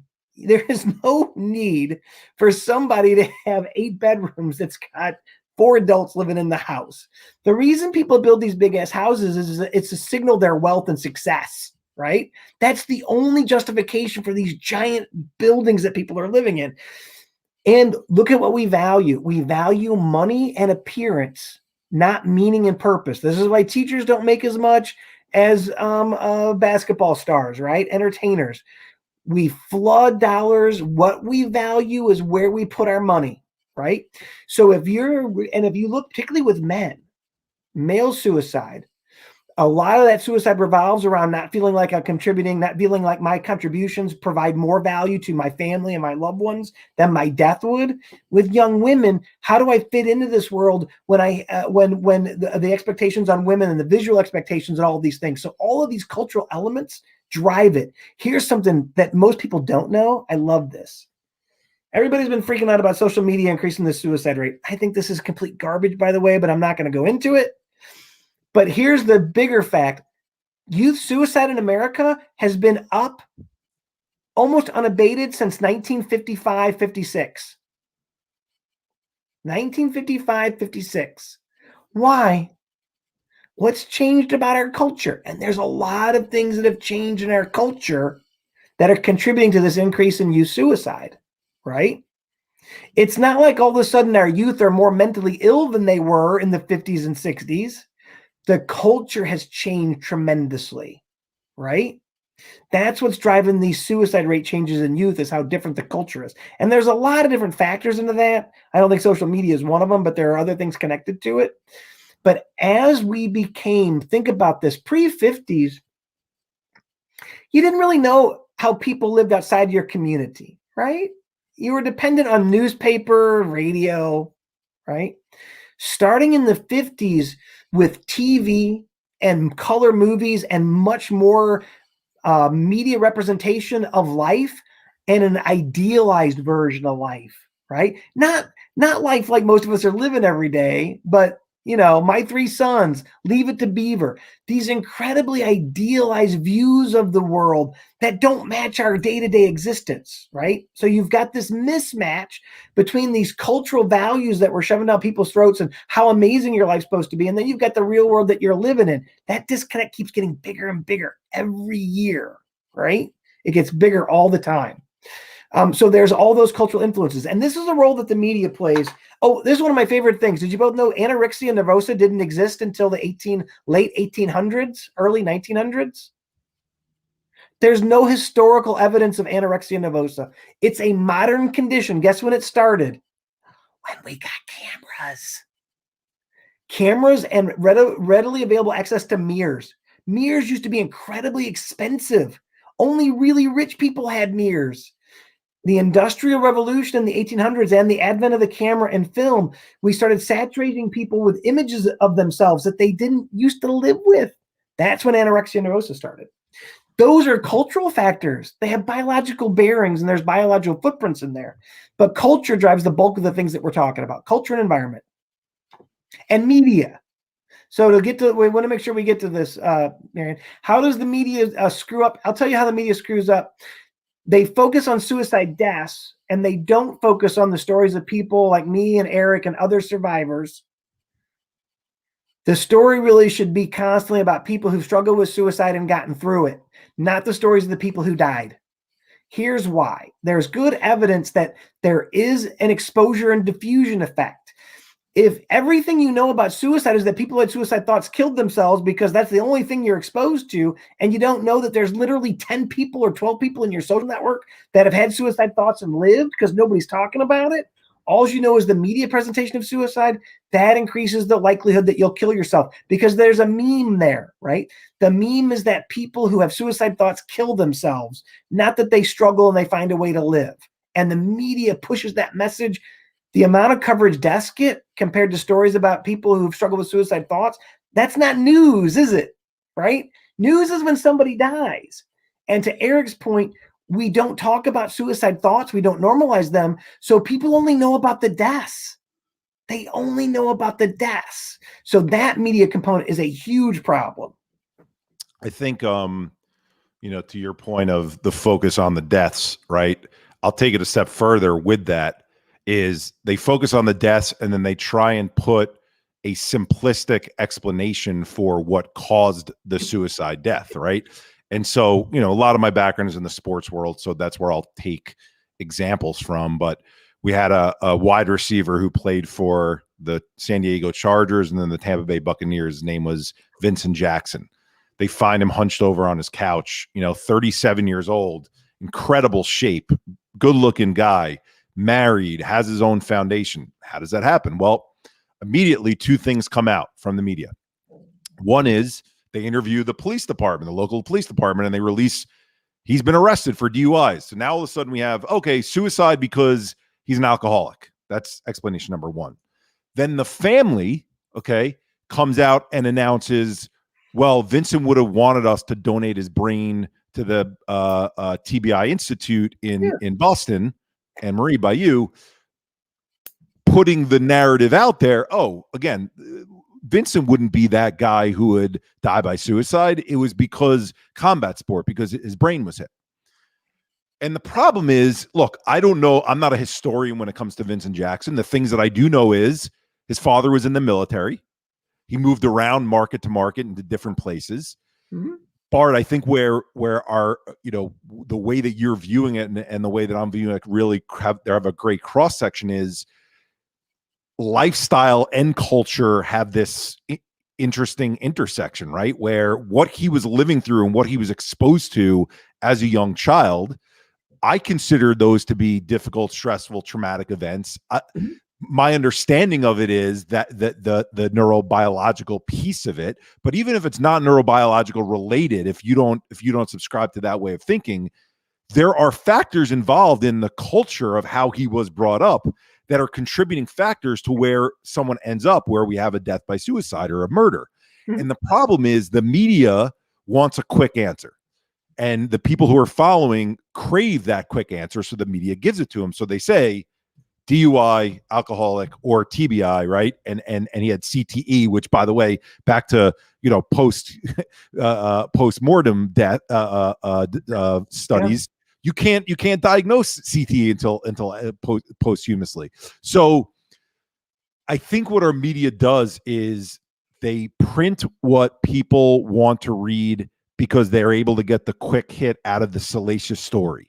Now, why does that not help the average person? The reason that doesn't help the average person, the reason it doesn't help us to lessen the suicides is because we can't freaking learn from these things. So when someone hears alcoholic or they hear traumatic brain injury, let's go with the traumatic brain injury one because I think it's a better example. Their mind immediately goes to, I never played football, not even in high school. So I'm not going to die by suicide. It's not a risk factor for me. Okay. Or again, maybe being alcoholic a little more common than TBI, but I don't drink. I don't overdrink. I'm not an alcoholic. I'm not going to die from suicide, right? And so because the lifestyle and the culture factors that you're describing aren't discussed, there's nothing for people to relate to. So suicide doesn't get normalized. And when suicide doesn't get normalized, then people think it's not going to be me. And then we end up losing more people, right? Because even if it's just the cultural piece of, hey, are we thinking about how we're raising our kids? Are we thinking about what area of the country we're in? Are we thinking about how we're creating more, supportive family networks and friend networks for our children? None of that is discussed in an article when someone dies by suicide. So Bart, I'm going to agree with you. It would be great if the focus was more on the people who survive suicide. Absolutely. I think the reality of media is because they are the media, they follow the ambulance, right? They're ambulance chasers, and that's what they put out there. I'm not saying that's right. Unfortunately, that's a reality of media. What I am pushing for is media, do your friggin' research. Find out the about the life behind the person. I think, Annemarie, when you saw the post that I put up on the gentleman from the Arizona Cardinals, the story there was you finally had a reporter from USA Today who goes and picks up the phone and interviews his freaking sister, who says his mother had just been in a terrible accident 3 years ago, was a quadriplegic. He's living at home on his parents' couch for the last 3 years. Is a guy who jumped around in the NFL. He didn't have all these huge salaries. He had the league minimum, going to 6 different markets in 6 years. This is part of environment. It's part of culture. It's part of change. No one knows that in the story. All they know is this guy shot up his doctor and their family, and that's it. Rich guy, lost it, shot up his family. And so people automatically, again, go to TBI and CTE. We're not helping people understand. So we're not helping them understand for themselves and for others so they look out for how they can help people, because we're sensationalizing the end of the spectrum, far end of the spectrum behavior and what the end result was. Yeah, there's so much goodness in there. I think that back to the SciComm issue, the media they like to push simplified stories, right? They need things in headlines. They want things to be simple. They want things to be catchy. It takes a lot of work to do a deep dive into somebody's life and report them as a whole person and not just these salacious facts. That's a problem, right? Think about this. By and large, if the athlete isn't somebody that's a national figure, if they had a heart attack, it wouldn't be in the news, right? If these guys you're describing had died of heart attacks, we probably wouldn't have heard about it, right? We just wouldn't. We cover suicide like crimes instead of like health conditions. And I think of all the things I would give the media grief about, because I think a lot of the safe messaging stuff is bullcrap. But how about just not covering these deaths at all? Because they're not news. It's a healthcare crisis. This person died of a healthcare related issue, just like they had a heart attack. Now, obviously, if Robin Williams dies of a heart attack, he's a national figure. That's going to be news. We can't do anything about this. But a lot of these stories that you see, if the death had been something other than suicide, it wouldn't have been in the paper. It's the suicide itself that makes it the news, right? If they'd have had a heart attack, it wouldn't be there, right? We wouldn't see the news. So there's something salacious about suicide. It's why you see suicide worked into so many story themes, right? So many things, because it grabs people's attention. Nothing. Why am I in suicide intervention? Suicide is one of the most fascinating aspects of human behavior there is. It intrigues people. It catches their eye. And one of the things I want to come back, one of Eric's points that's so powerful, and I've been saying this for years, and it's not just media, it's everybody. This idea that suicide only happens to those people, right? The reason we spend so little money on suicide prevention compared to cancer is that by and large, culturally, we recognize that any one of our family members could get cancer. My kids could get cancer. I could get cancer. My dad could get cancer. They've even had cancer. There's the sense that cancer happens to you, right? And that it's not dispositional. Whereas suicide, that won't happen to me and mine because that happens to those people. It's dispositional. It's about them, and it's not going to happen to me or mine. This is why suicide survivors often become the most, whether they're loss survivors or suicide, they become so passionate because they realize all these years they didn't think suicide could happen to them or theirs. And when it does, and that sheet is pulled off their eyes, it's like, oh my God, this can happen to anybody. And here's the problem. Here's the real problem with survivors, though. Before it happened to you, you were just like everybody else, ladies and gentlemen. Your shit stinks. Like everybody else's shit stinks in this issue, just like mine did, right? That's the cultural problem. This idea that suicide can happen to anybody is not the cultural meme. No, it's not. And it's not, it's Bart, it's not, Annemarie knows a little bit more just because we've spoken about it, but it's why as an organization, what we talk about is talk about bullshit messaging the majority of the messaging in the mental health space. And by the way, we're in Mental Health Awareness Month right now. We're not in Mental Illness Awareness Month. We're in Mental Health Awareness Month. And the prevailing stat that gets thrown out every time there's a friggin' message or a campaign during this month is, did you know 1 in 5 people have mental illness? Well, guess what that does? It creates the people who are the sick, fucked up people, and then the 4 and 5 people who are the healthy, normal, fine, okay people. And that's a bunch of bullshit. So, you know, Bart, it sounds like the mixing of words is the interesting piece here but we're saying the same thing is, you're calling it culture. I'm calling it lifestyle. I'm calling it a little bit of trauma. You're calling it more culture. At the end of the day, stuff in the world, stuff in our life impacts all of us, and it can lead towards outcomes for all of us. And what we've done in this space of mental health is we've made it, you're either in the group or you're out of the group. And if you're not in the group, this isn't a topic for you. And that's the biggest bullshit that there is.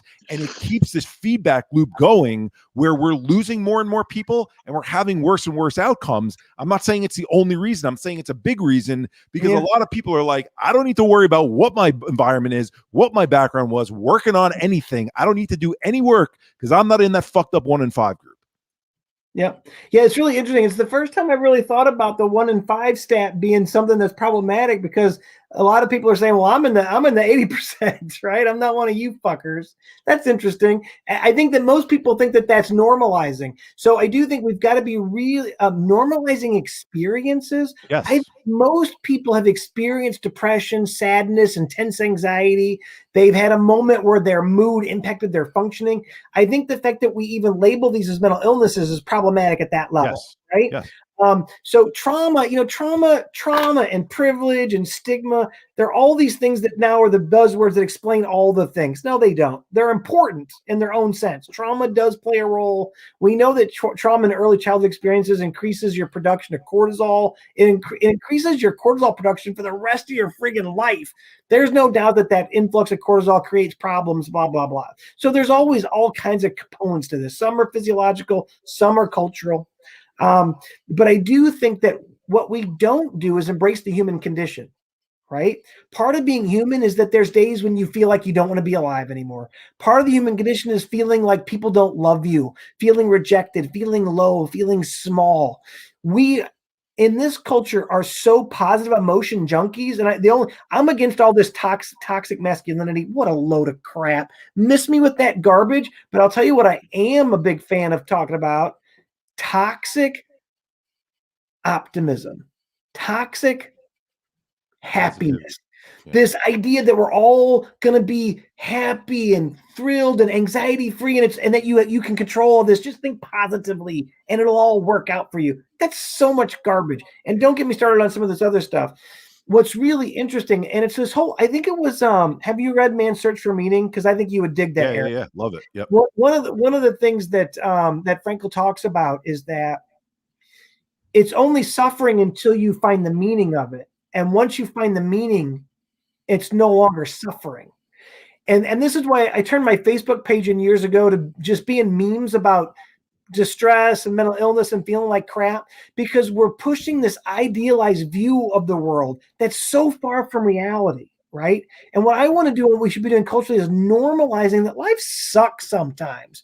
And you know what? You're okay. Life sucks and you're okay, but you need to be able to talk about why life sucks, right? But we don't do that. Annemarie, I know we only got 2 minutes or so here, but Bart, I'm in complete agreement with you. You guys have as long as you want to go. I got. I was going to say someone may have to leave, but I'm not putting an end on this. You do that. Okay. Yeah. Well, we won't go too long, but the way that in school kids find out about whether they're doing well or not doing well, back to the binary topics, is, Bart, you're not behaving in class. I'm going to put your desk next to mine. Bart, you're not behaving in class. I'm going to send you to the principal. Bart, you're not behaving well. You have to go to the guidance counselor, right? And that guidance counselor in school was the bad kids go there. Meanwhile, how many kids are sitting in friggin' class out of the 30 kids who aren't taken to the guidance counselor, but one of the kids' parents is going through divorce? One of the kids' parents' mom is sick and he's watching her mom cry every day she comes home from school. One of the kids' brothers is getting bullied in the schoolyard and the kid's home in his house crying every night when she comes home, right? Now, these kids in class, because they don't speak up, because they aren't causing problems, they don't go into the problem kid category. Everyone thinks everything's good, fine, okay, and normal with them. They don't go to the guidance counselor. Their desk doesn't get set next to the teacher, and we're fine now, right? And so what we do in schools is we have a Same Here Schools program is we've got a scale is what we call it. And the scale, there's 6 points on the scale. There's different emojis on it. It's linear, and it goes thriving, gliding, surviving, fluctuating, struggling, sinking. There's not a bad and a good. There's not a happy and a sad. There's not a sick and a healthy. There's not these two binary ends to it. And what we're showing kids is you can be anywhere on there, and there's not a bad place to be. Doesn't mean that you don't want to start moving left on the scale. It doesn't mean you don't want to work on feeling better. But when you have days where you're feeling surviving, where you're feeling like you're fluctuating, when you're feeling like you're struggling, you're not the only one, number one. Number two, this is a very normal part of the human experience and the human condition. Why? Right now, because we're not putting that up there in the answer, I had a teacher that I spoke with when we were discussing the scale. And she said, I like to ask my kids how they're doing on my own. I said, great. Okay. How do you ask them? Well, I ask them how they're doing. Okay. What happens then? Well, the ones who raise their hand and say they're doing well, I want to reward that. So I let them do a dance in front of the class. And I now look, well-intentioned, right? The woman's trying to get positive feelings and emotions out of the class. But what she doesn't realize she's doing is she's essentially, I know you don't like the word trauma, so I'll think of another way. She's making the other kids feel bad who don't feel good right now. And those kids are sitting there being like, I don't feel like Cindy does, who's dancing up in front of the class. And because my answer wasn't good or happy, I must be the only person in the class, and I'm sitting here and I'm awful, right?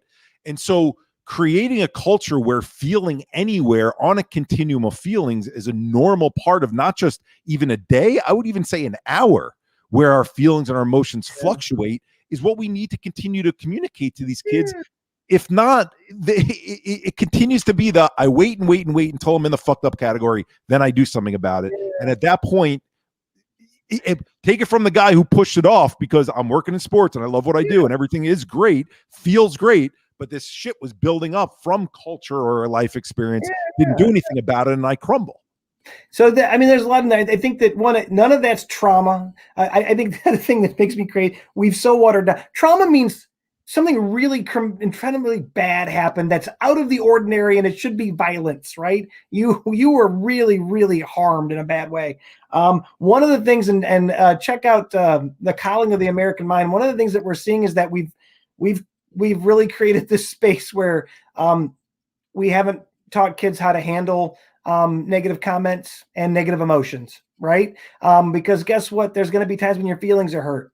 How do you handle that, right?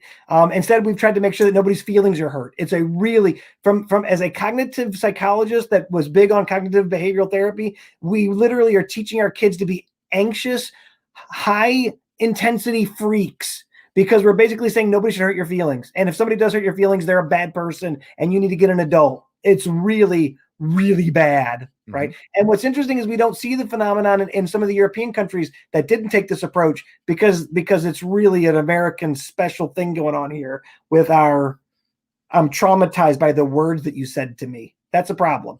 But on this note, I will say that I agree with you, Eric, we do need to normalize all emotional experiences, right? Provide avenues for people to be able to be open and disclose their emotional experience, but also teach people how you handle these emotions, that you can, in fact, learn to live with these incredible emotional experiences. We all do, right? And Eric, a treat getting to meet you. Thank you. Keep doing what you're doing. And I got to go, Marianne. So thank you. Thanks for including me. See you later, Bart. Bye, Bart. Thank you. Eric, you've got the whole floor.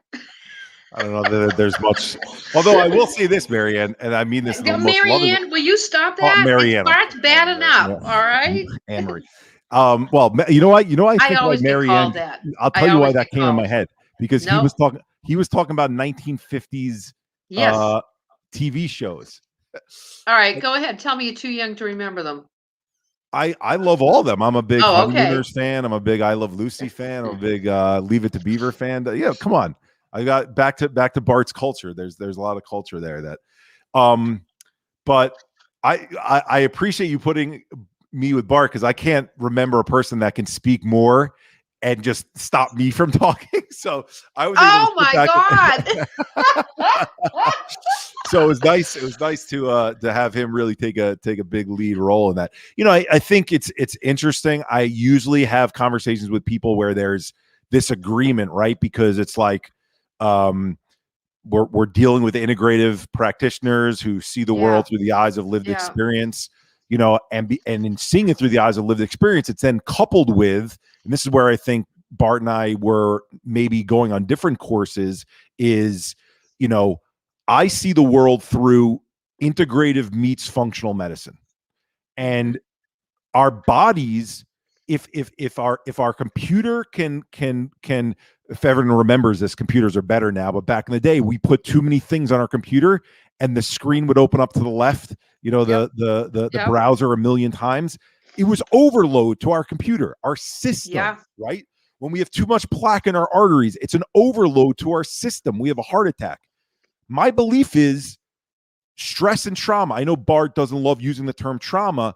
Where I would challenge him a little bit is trauma, I believe, is anything that's beyond what our system is able to take in that moment. So if you and I, Marianne, are brother and sister, Marianne, Annemarie, and we're brother and sister. It's a done deal. Don't worry about it. I'll have two names for you, your name and your nickname. So we're walking down the street and you turn to the left with mom and I turn to the right with dad. Yeah. And a car jumps on the curb in front of where dad and I are walking, doesn't hit anyone on the street, just jumps on the curb, crashes a little bit into a pole. No one gets hurt. Car's a little damaged. Car drives away. Driver's fine. For the rest of my life until I deal with that, my mind is thinking when I'm walking on the street, holy shit, a car can jump on the curb. Holy shit, I'm not safe walking on a sidewalk. That is traumatic. You could put different names to it, maybe in the clinical sense of trauma. In the ACE way of looking at things, it's not trauma, but that is changing our central nervous system that I'm thinking about that over and over and over again. It's a threat. That's science. I know. It is science, Eric, and I totally disagree with Bart. Okay, just to throw that out to everybody, because my lived experience began as a battered woman. I was also molested as a child. And then when I went to my parents to say, this is what happened to me, I was asked what I did to cause it. When I was 9 years old, I said to Sister Superior, because I had just had a geography class at school, and God forbid I went to public school, so I was already second class. All right. And I raised my hand, and they said, yes, Miss Cunningham, maiden name. And I said, if no one has seen Jesus Christ, or God, how do we know he was a blue-eyed blonde up there? Because, you know, I just had this whole geography story, a lesson this afternoon about the people in that area of the world. And gosh, they're pretty dark-skinned and dark eyes and dark hair. For that, I got my knuckles broken with a ruler, blackboard pointer. Oh, okay. All right. And when I went home and told mom, she said, what did you do to upset Sister Superior? That was trauma. And I know Dr.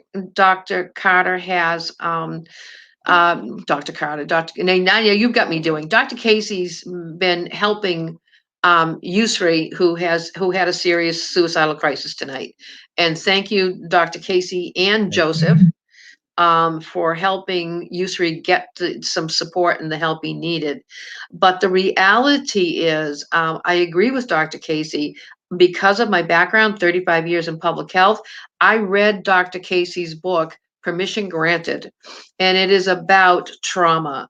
And I thought I knew all there was to know, frankly, and because I became obsessive about the information, thought I had resolved everything. I wasn't a quarter of the way into your book, and I was in tears.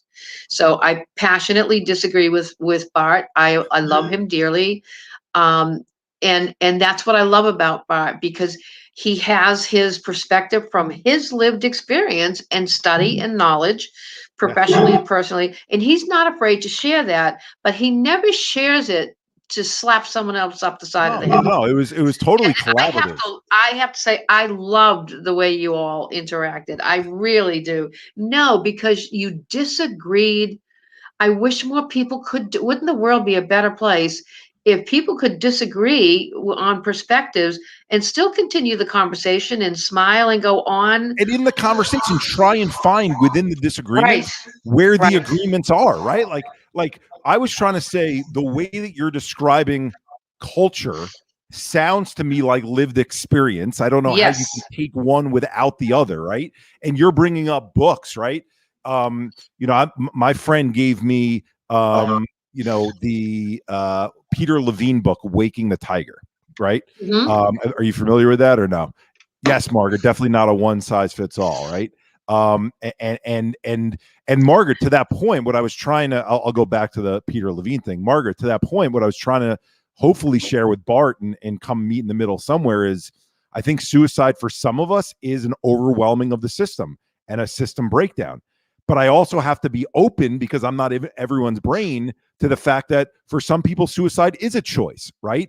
And so why can't we have conversations about both Yep. or all, instead of saying it's this way and it's only this way? I just don't Yep. believe it's only this way, because I've experienced it differently, right? But Peter Levine's theory, and it's amazing because this book was out in 1995, right? We're in 2021 right now. So this is 26 years ago. And this guy was talking about this stuff 26 years ago. And it just, the science makes sense, right? Take humans out of the equation. Animals have fight, flight, freeze. Yep. When they get into the freeze mode because their system's overwhelmed and they don't know what to do because they flee the situation and now they feel like they're caught, they go into freeze mode where it's almost like they're playing dead. But if they escape in that place, there's mechanisms in place for the animal to do things like tremble out all the energy that just came in their system from fleeing the situation, right? So that trapped, stored energy doesn't stay in them anymore. Right. Well, okay, now the next step of that is humans have this beautiful prefrontal cortex that animals don't have. So when we get into that freeze mode, when we're escaping traumatic, difficult events, we think our way and we try to think out of it. And sometimes that stored energy from fleeing or fighting the situation stays within us. And when it stays within us, that's why I was bringing up the Eastern medicine part of it. You can't find meridians in the body, but that doesn't mean they don't exist, right? Like there's been enough that I believe that I've lived through with acupuncture and with Qigong meditation that this stuff works. Like it's not just this foofy stuff, right? So if energy can get trapped in the system and can change biologically the way things function in our system, that all makes sense collectively and together, right? And so back to this idea that, can I cut the brain open right now? And can I look at someone who dies by suicide and say, oh, there's the passageway that got messed up. Here's the train track that switched. No, we can't do that. But at the same time, we can look at bodies even while they're alive and say, wow, they don't have great vagal tone. Wow, cells are inflamed. Wow, hormones are being released at a different level. Like these are things we know that are happening. If the normal, quote unquote, or let's say range of normal functioning of these things is impacted by this stuff called trauma, where this energy gets trapped and stored in our system, where we haven't released and rewired it out, then why is it so out of the realm of possibility to believe suicide happens because there's a buildup of this stuff over time or one major impactful event that when our system changes, our thoughts change from it? That's my theory on it. And again, I don't think we'll ever be at a place we can prove it. I don't like the greatest, electron microscope in the world. Is it ever going to be able to look at a thought in the brain and be like, well, Annemarie chose this presidential candidate over that one for this neuron that was, I don't see it happening. So because of that, what makes these conversations fun is a dummy like me who doesn't have a science degree can say, this is what I lived through.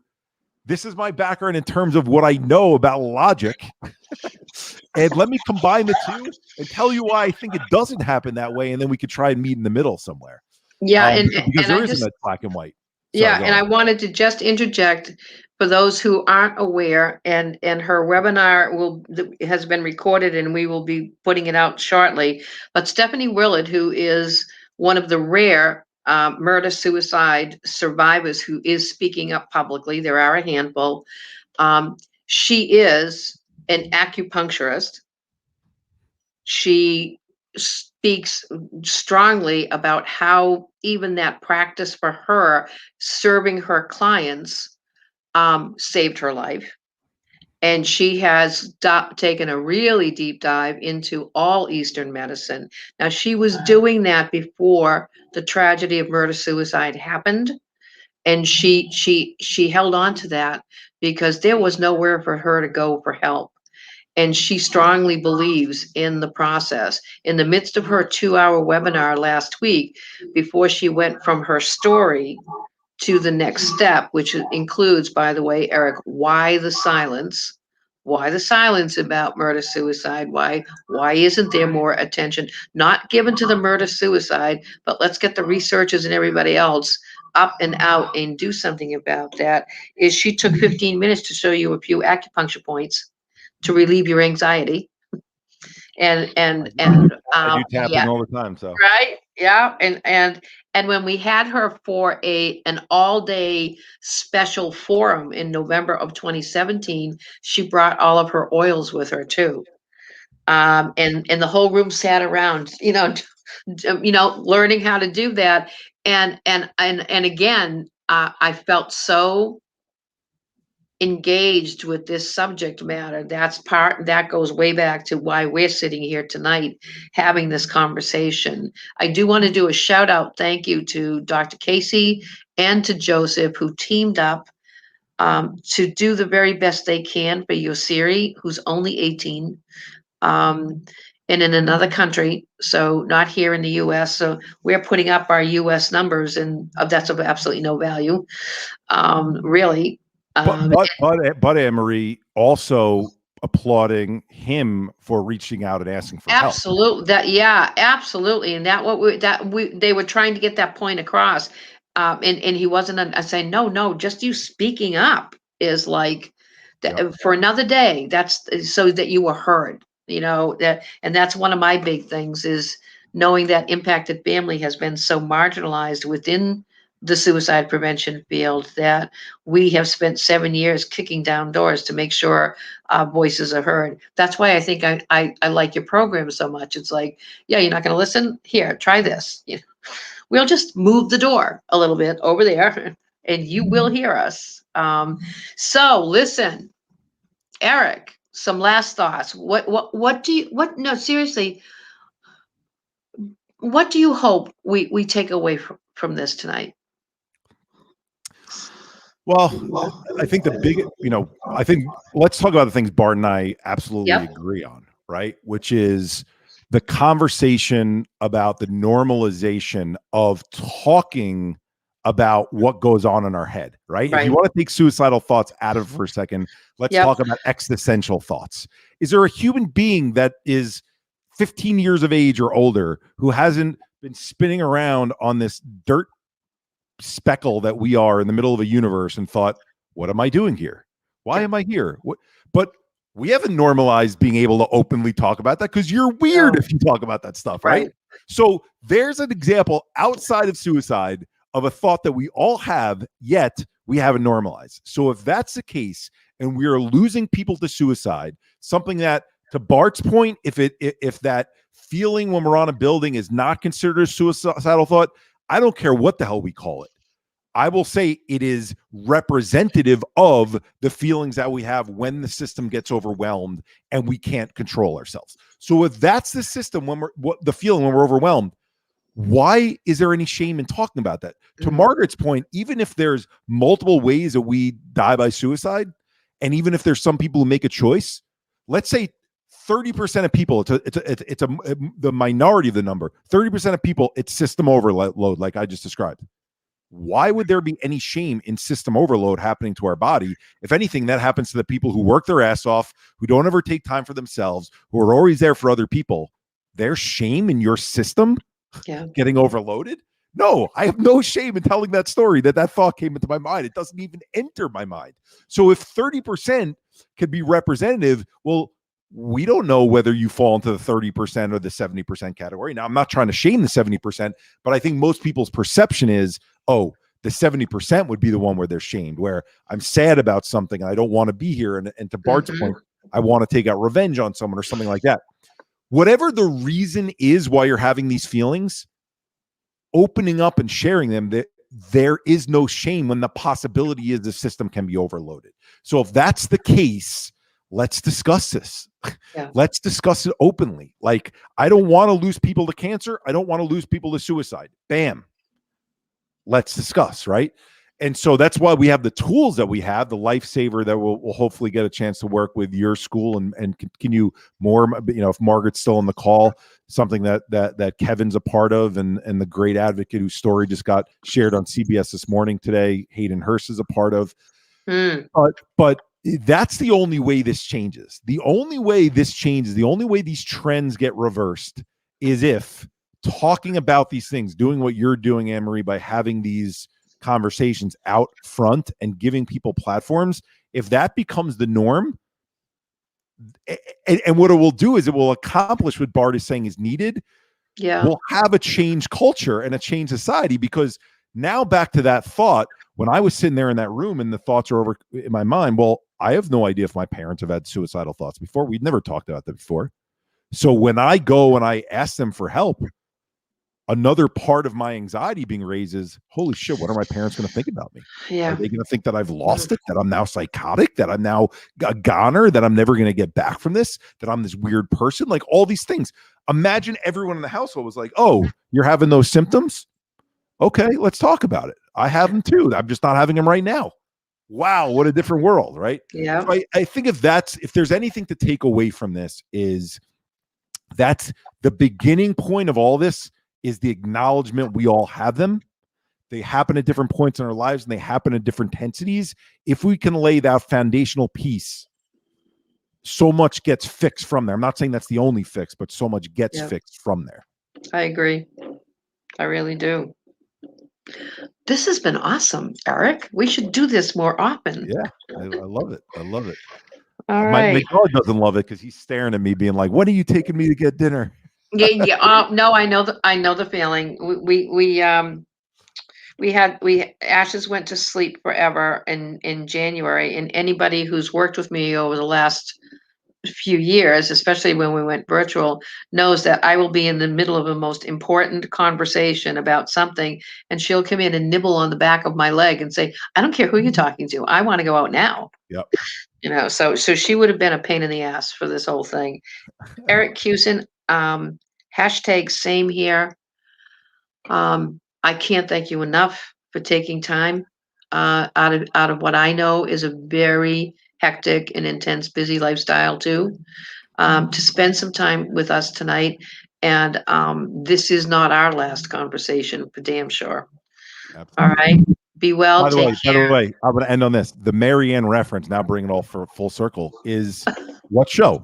What show was around that time? Gilligan's Island. Oh my God. You should take it as a compliment, right? That's where it was getting in my head. Yes. Okay. So, I don't think that's Bart's reference, but that's okay. I'm telling you where it entered my mind. It was the Honeymooners. Hey, I Love listen, Lucy. I've gone through my Gilligan's entire Island. life with that. I don't even blink, I've been called a lot of things, and I answer to most of them. So Troublemaker is one of the more favorite ones. But I can't thank you enough, Eric. This has been absolutely awesome. And again, Dr. Casey and Joseph, thank you for working to support Usiri. Usiri, you need to stay. Be here tomorrow. All right. All right. Good night, everybody. Bye, everyone. Bye-bye.